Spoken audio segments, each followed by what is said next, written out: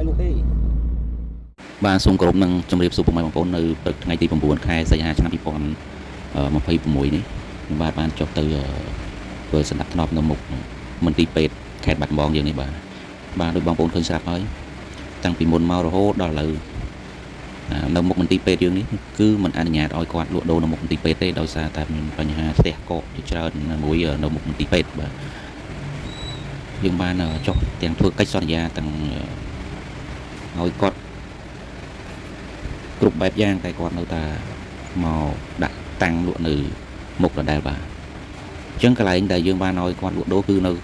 ចំហៀងកន្លែងផ្សារនោះបាទមកចំហៀងទៀតដើម្បីគាត់លក់ដូរ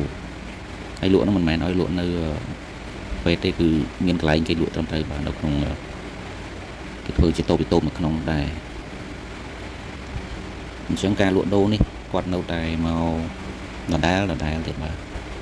ហើយយើងបានណែនាំគាត់ជាច្រើនលើកយ៉ាងសារហើយ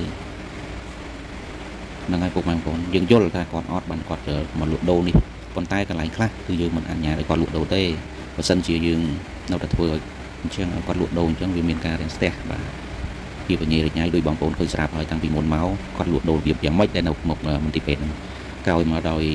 ឃើញថាមានការអភិវឌ្ឍធ្វើសួនធ្វើអីចឹងទៅមានឃើញស្រឡះល្អបាទទាំងលោកអភិបាលខេត្តទាំងលោកអភិបាលក្រុងលោក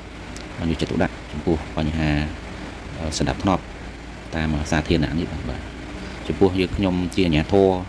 សង្កាត់បាទក៏ខំប្រឹងប្រែងទៅតាមអ្វីដែលថ្នាក់ដឹកនាំគាត់បានចង្អុលបង្ហាញដែរអញ្ចឹងហើយបានខ្ញុំបាទតែងតែធ្វើវីដេអូដើម្បីបង្ហាញពីសកម្មភាពទាំងនេះដើម្បីឲ្យពុកម៉ែបងប្អូនបានឃើញបានដឹងទាំងអស់គ្នាខ្ញុំ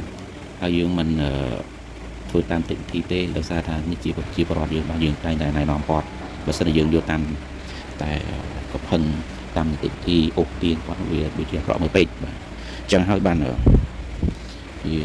ខ្ញុំបាទតែងតែណែនាំគាត់ម្ដងហើយម្ដងទៀតដើម្បីឲ្យគាត់បានចូលរួមគ្នាស្នាប់ស្នាប់គ្នាបាទហើយក៏សូមថ្លែងអំណរគុណពុកម៉ែបងប្អូនដែរបាទតែងតែតាមដាននៅរាល់សកម្មភាពខ្ញុំបាទហើយសូមពុកម៉ែបងប្អូនកុំភ្លេចជួយចុច share like និង